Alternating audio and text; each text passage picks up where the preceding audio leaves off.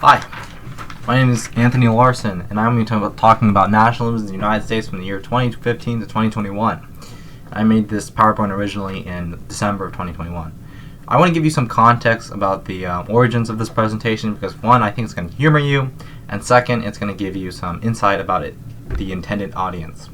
So I was dating a girl at this time, and I had a bit of a mask-off moment about my sense of politics, and she was a bit taken aback. But she was nice enough to not end the relationship then and there. She gave me the opportunity to make a defense of my politics, and she kind of made the joke of, wouldn't it be kind of funny if you made a PowerPoint about your politics? And I was like, that would be kind of funny. So I did that. I made a PowerPoint about nationalism, and it ended up being 30 slides long. So it's supposed to act as a point of entry to the worldview of nationalism. Started off, this meme is a good way to set the tone of the entire presentation. News: the results of the 2020 census just came out, and for the first time in American history, the number of white people went down.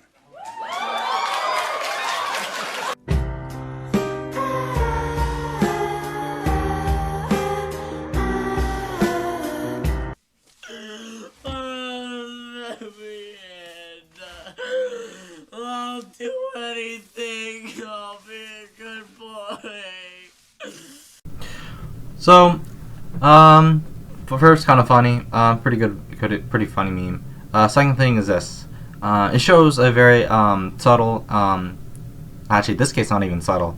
It shows a very deep and pernicious anti-white sentiment, and this recognition of the sentiment is usually a catalyst of someone's nationalist sentiment. Also, I'm going to go down a normie conservative talking point, but if it was any other race of people, it'd be absurd to expect the audience to celebrate that. So this PowerPoint's going to have two parts, theory and practice. Something to note: if you are a follower of the movement, you're probably not going to find the practices as impressive because it's very much individualized to myself. So just a bit of a warning. So theory. Two major perspectives on nationalism. First, we have civic nationalism, which is nationhood is a legal status granted by the state, and now we have ethno-nationalism, which nationhood is a inheritance granted by birth. Nationhood is inherited through blood, not ink, which is a line from Patriot Front's manifesto. And Patriot Front is the American nationalist activist organization. And I think that sums up the sentiment of ethno-nationalism pretty well. So all further references are going to be to nationalism. All further references are going to nationalism refer to ethno-nationalism because we believe that ethno-nationalism is the more serious form of nationalism. So prerequisites to nationalism include racial consciousness, the idea that race is a significant biological factor, and whether it's a supreme biological factor, it varies from nationalists to nationalists, but we all agree that it's a significant biological factor. A strong in-group preference, the preference of wanting to be among people like yourself, a will to maintain one's nations and culture, and a rejection of liberalism. So consider this.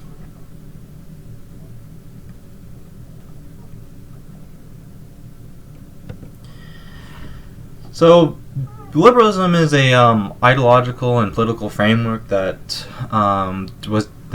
its origin is usually marked by the French Revolution. Of course, with all historical markers, it's a bit of an imperfect origin point, but it's a useful marker. Obviously, there was inputs and influences prior to the French Revolution, but also the Enlightenment amplified this tendency.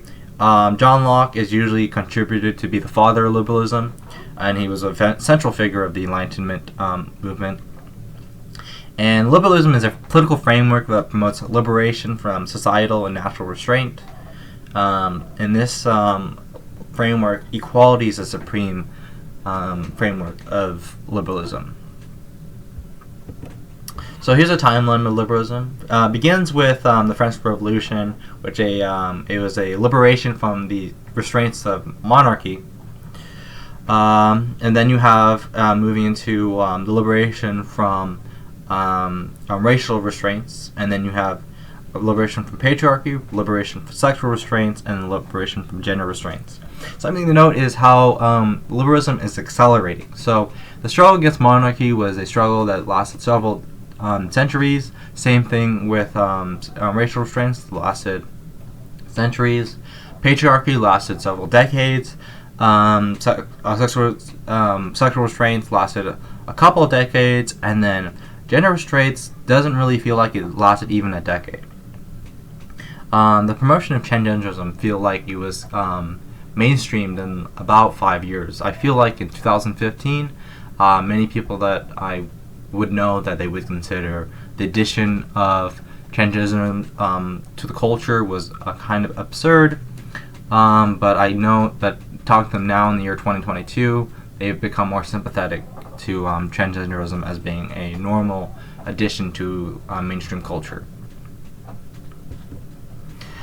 So, what predated the liberal era would be described as classical society, and this is, you could say this is when society was organized with the supreme value of natural order, proper hierarchy, and the era that's going to follow liberalism, because we believe that liberalism inherently is a unsustainable mode of organization, is going to be post-liberal. Now, post-liberal is just a placeholder because it's impossible to predict what's going to follow the liberal era, but I'm confident there will be something to follow it, and there will be a return to natural order. So nationalism posits itself as an illiberal ideology because it rejects the idea of liberal notions of equality and egalitarianism. It marks the differences of people, and it wants to organize that society along those lines.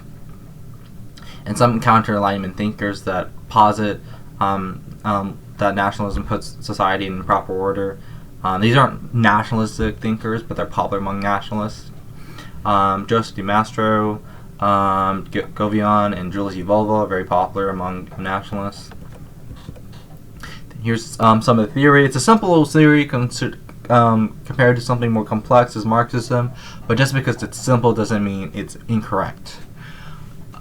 So nationalism is just the avocation of nations or of a nation, and we can define nations as the people of a common origin, usually bound by language, religion, territory, customs, tradition, art, stories, not necessarily bound by the state. The most popular example of a stateless nation would probably be Palestinians, but also goes Armenians, Kurds. And I will make the argument that Americans are increasingly becoming a stateless people. So here's some examples of nations in the United States. We have the, I'm going to try my best, Menominee, that we have stand-in for all the indigenous nations, Indian nations. We have the American nation, and we have the African American nation. Now, the most controversial division is the separation of American and African American of two separate people. But I think if we're being fair to the historical interaction between those two people, I think they functioned as two different people. I think the idea that American is a multiracial society is very much a revision of historical America identity. So American is properly understood, historically understood, as a European-derived nationality. Parent nation would be England. Jared Taylor of American Renaissance makes the observation that race is a barrier to assimilation, and he gives the example of African Americans being part of American history since inception, but despite that, people of African descent have yet to assimilate. Same is true of the various Armenian people of the continent. But there has been additions through European immigration of non-English descent, but they have gradually but successfully assimilated into American nation. And now you can have people of many different varying European ancestry, but you broadly think of them as American because they're mostly practically indistinguishable from each other. Here are some examples of American self-conception prior to the 1960s, which is probably when we begin to go to America as a multiracial society. So we have Singing in the Rain, It's a Wonderful Life, and Casablanca.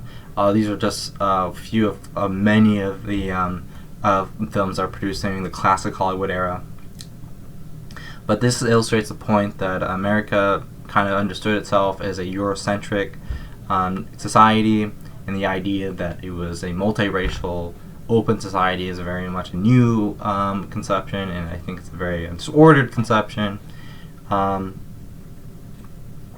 And this identity continues in its World War II propaganda. First, okay, I said it says 1917, but it's also World War II propaganda because it was used in both the World War I and World War II, the I Want You poster. And then you can also have the poster from 1943 and the Rosie the Riveter poster from 1942. This carries this the implicit ethnocentric European identity that Americans had for themselves.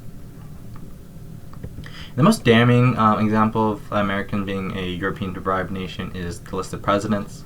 It's not a coincidence that the first non-white president was elected after the 1960s, when America started to conceive itself as a multiracial society. But before that, America was a European-deprived country. It wasn't European, but it wasn't Armenian. It wasn't African. It was a white country, and that's how it conceived itself.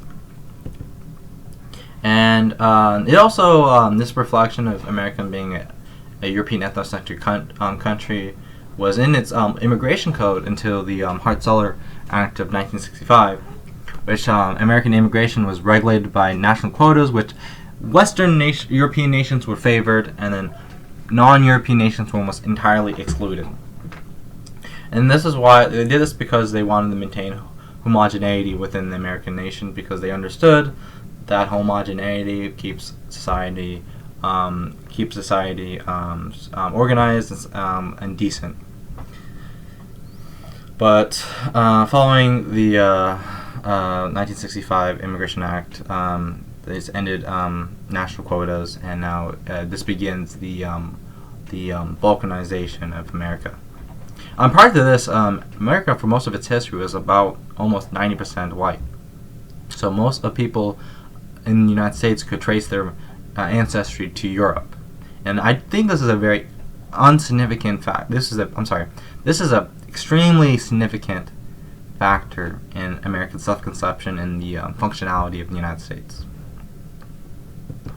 So here's some comments on African American nationalism. While the African American nation is very much a decentralized nation, because it doesn't really have the state apparatus like the American nation did, but there has been some prominent African American leaders that commented on their self-conception, and I want to share two examples of that. First, we have Malcolm X in a quote from 1964. "We are not Americans, we are Africans who happen to be in America. We were kidnapped and brought here against our will from Africa. We didn't land on Plymouth Rock, that rock landed on us." And here's another example. Here's a clip from a BBC interview of Muhammad Ali, which he discusses the differences between people of European descent and people of African descent, in particular how it relates to his experience as a black American.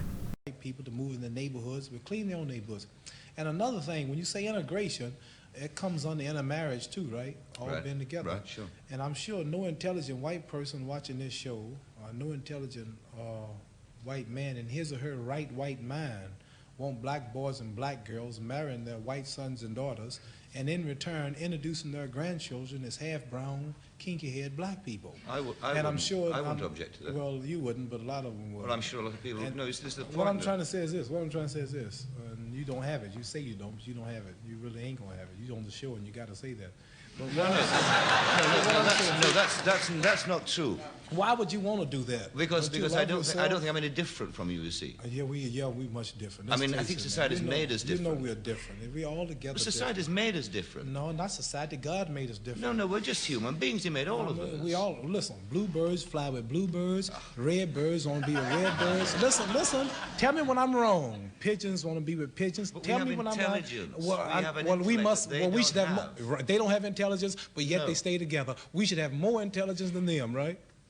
Buzzards are with buzzards. Yeah. Buzzards are with buzzards. Bluebirds are with bluebirds. They all are birds, but they got different cultures. The eagles like to hang out in the mountains. The buzzard like to fly around the desert. Well, the bluebird like to fly around the trees and the grass. There'd be certain problems a buzzard mating with a sparrow, wouldn't there? What? There'd be certain. Right. And that's we have the problems too. No, I don't see no black and white couples in England or America walking around proud, holding their children. That's because society and going out. That's society's fault. I mean, we've got to educate people around it. Well, life is too short for me to be raised catching hell for something like that. I'd rather go and be my own. I have a beautiful daughter, beautiful wife. They look like me. We're all happy, and I don't have no trouble. I ain't got no trouble. I ain't that much in love with no woman to go through all that hell. Ain't no one woman that good. You understand? I understand, yeah. I do understand. I understand. I think it's sad that it ain't sad because I want my child to look like me. Every intelligent person wants his child to look like him. I'm sad because I want to blot out my race and lose my beautiful identity. Chinese love Chinese. They love the little slanted-eyed, pretty brown-skinned babies. Pakistanis love their culture. Jewish people love their culture. A lot of Catholics don't want to marry a number of Catholics. They want the religion to stay the same. Who want to spot up yourself and kill your race? You a hater of your people if you don't want to stay who you are. You shame what God made you. God didn't make no mistake when he made us all like we were. I think that's a philosophy of despair. Despair. I really do. It ain't no despair. Number one, can't no woman. Let me tell you something. I want to tell you. Listen, no woman on this whole earth, not even a black woman in Muslim countries, can please me and cook for me and socialize and talk to me like my American black woman. No woman, at last, is a white woman, can really identify with me and my feelings and the way I act and the way I talk. And you can't take no Chinese man and give him no Puerto Rican woman and holler about we're in love and you emotionally in love and physically, but really they're not happy because she's gonna hear some Puerto Rican music, he's gonna hear some Chinese music, and they're gonna be clashing all the time. It's just nature. You can do what you want, but it's nature to want to be with your own. I want to be with my own. I love my people. That's all. I don't hate nobody. First, I gotta commend Muhammad Ali's command of the audience. I mean, charisma is on point. Great. And also, it's a very clear and unapologetic rejection of racial integration and racial multiracial societies. He definitely conceives himself as different than his American, and he also refers to the English people. He sees black Americans different. I think most people during that time also shared that view, and I think that's the correct view. So common goals of nationalists is usually relatively homogenous nation states, states that are states such as this is Poland, Japan, and Hungary. These are states where the percentage of Poles in Poland is something like 97%. All these countries are made up of their primary ethnic group in the high 90s. Japanese, like Japan's like 97% Japanese, for example. And then maintenance of preservation of national culture and identity. Some vectors of this are language, religion, customs, tradition, art, and stories. But the most important vector of this is people. People is the most important vector because anyone can adopt a language, religion, customs, tradition, art, stories. Like anyone can be a fan of George Washington and that doesn't make them American if you like George Washington. Just like if you like Napoleon, that doesn't make you French. You are only American or French, Brazilian. You're born into that culture. You have to be a people of that nation. And if you don't have your people, you don't have your nation. So the most important vector is people. So here's the practice, here's part 2 about the practice of nationalism within the context of the United States in the years 2015 to 2021. So first we need to make a division between the difference between radicals and extremists. An extremist is a politically minded person who adopts an unpopular political belief because of antisocial tendencies. These are the same people that during the 90s would become Satanists because they want to adopt a movement or an ideology that cuts against what's considered socially acceptable. These people are not really really serious people. These are just kind of political escapists, and they basically want to pretend like they're they're basically just want to. You basically use their politics as a way to cure their boredom. A radical is a politically minded person who adopts an unpopular political belief because of sincere ideological conviction. And because of this, I believe that radicals, properly understood, should be understood as intellectual people because they are not as influenced by social pressures as the extremists, because the extremist, ironically, is influenced by social pressures and they react opposing to the dominant social pressures.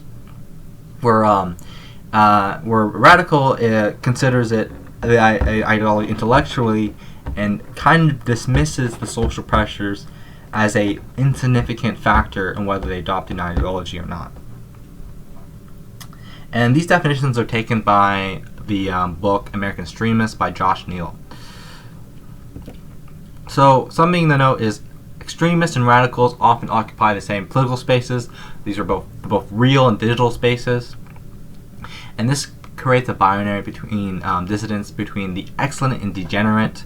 I truly believe among nationalists you will find the most excellent political thinkers and activists and organizers. But you also find the most degenerate, snake-like people who are just there for a little bit of fun and really don't care about making sure that the movement is successful, and they're there just some good old fun. Not really serious people,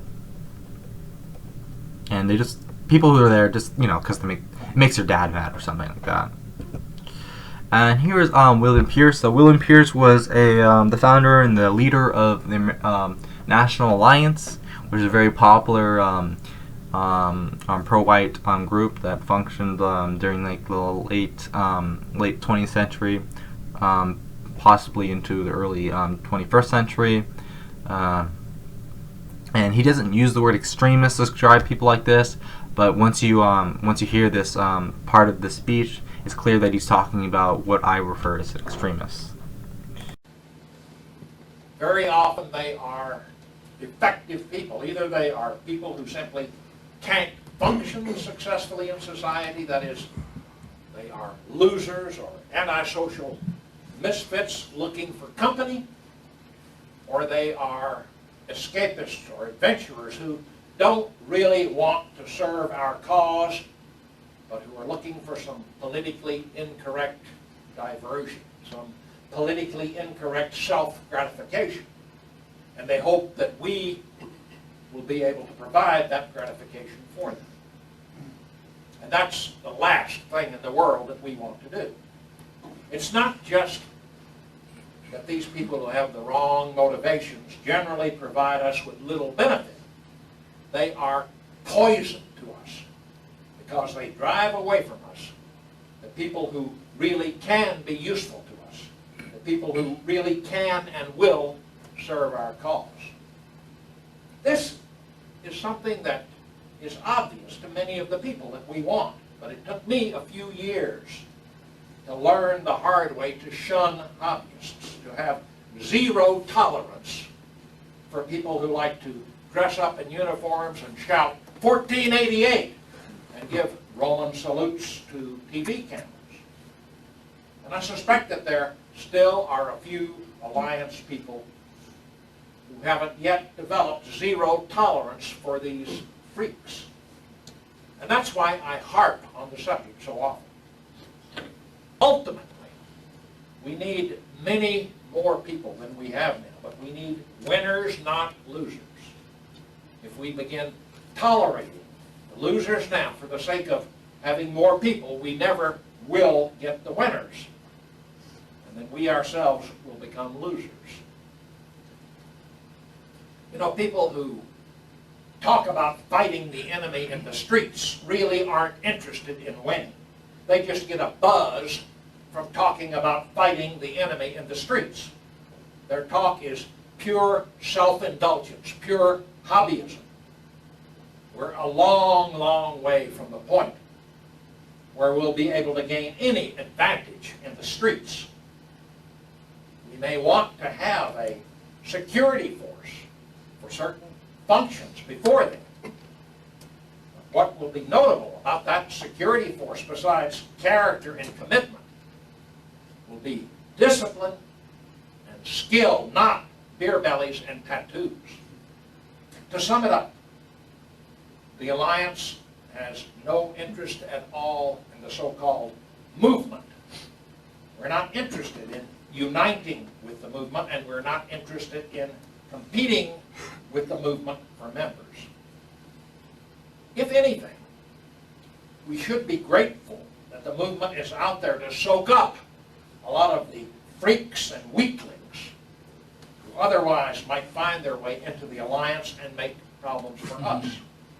In this regard, I was sorry to note that both Aryan nations and the Church of the Creator have, for all practical purposes, died within the last few weeks, because those groups used to be magnets for people that we prefer to avoid.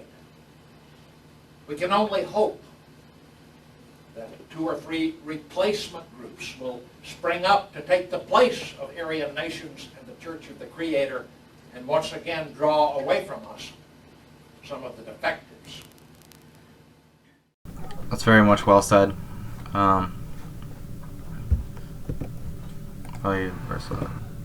So, 2015 to 2016, the meme magic of the alt-right.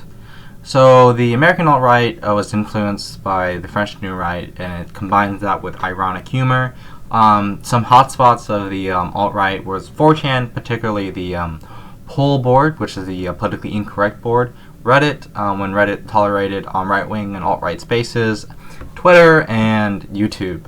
And irony was a linguistic tool used to express taboo with plausible deniability, often juvenile in character. For example, you could say like, I don't know, this. It's ironic, bro. It's ironic, you know. When someone's like, that's terrible, it's ironic, you know. But it was important because a lot of ideas that would be fundamental to develop a more nationalist sentiments are so far from social acceptability that you really can't say them like just outright. You have to approach it. You have to be a little bit more clever with your presentation.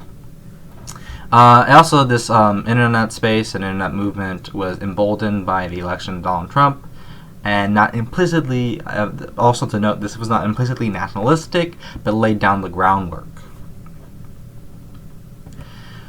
So it wasn't completely online movement. One of the most important leaders of this era was Richard Spencer, and his primary contribution was raising white racial consciousness. So presenting the idea to white Americans that they are a unique people that are different from other racial groups, and their interests may align or even maybe conflict with other racial groups, and they should allow themselves to assert their interests as a group. He did kind of what he did tours, he did speeches. So he was an important leader in this era.